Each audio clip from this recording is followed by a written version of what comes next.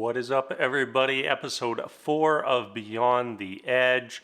Let's get into it. One thing that is becoming more of a story as we go on is the teams and how the teams get chosen. You know, we've heard week after week after week about Paulina being picked last and how it really bothers her, and yet every week she still gets picked last. Well, this time around she was picked second last, so moving in the right direction, Paulina.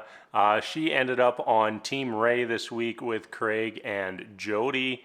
Meanwhile, Team Mike ended up with Colton, Lauren, and Ebony. And another little interesting storyline here with regards to the teams is Lauren has not lost yet, and Ebony has not won. So one of those two was going to have their streak broken this week. We also are getting a little deeper into the show now, and it seems like everybody's getting a little more concerned about trying to finish first place on the standings. Really, I think we have Lauren, Craig, and Colton kind of sitting there at the top.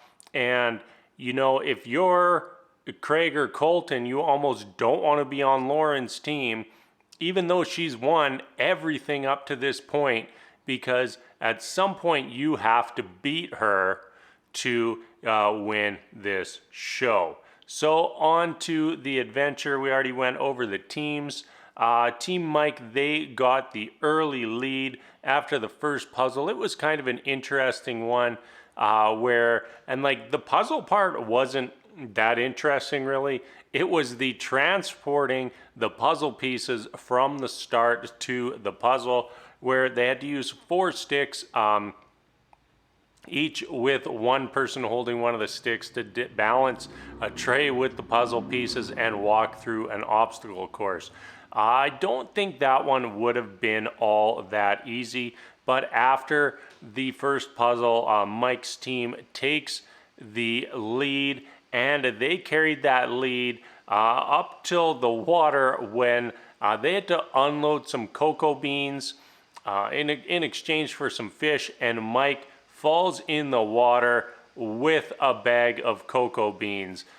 Did not look very pleasant for him, and then the team really, in my opinion, they started panicking to try to get those cocoa beans off of their boat and onto the platform where they needed to go. So after that, Team Ray, they blew past Team Mike and were able to get to the clue first. I thought this seemed like a pretty big clue this time around, because in the puzzle there was 2 rogue pieces, 2 pieces that would not be used for the puzzle.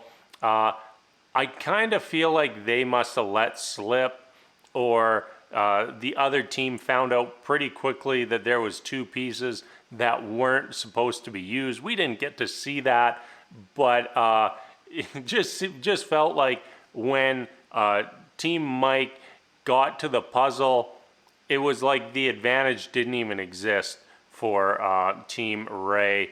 Like Team Mike with Lauren and Colton hammering through that puzzle, they just dominated. Like the puzzle part, they absolutely dominated, and it went from being a close race to a total blowout on that puzzle. You know, it was just bizarre. Lauren, she remains undefeated. Ebony gets her first win, and I think at the end of this episode it was Lauren, Colton, and Craig as the top 3. Not too much to report from the Lanterns. The most interesting thing was definitely Ray thinking about leaving. You know, he's thinking about all the moments that he's missing back home with his family, and we got that moment where Ray whispered to Jody, "I'm gonna ring the bell," and we saw Jody just snap her head around, look directly at Ray and say, "You better not."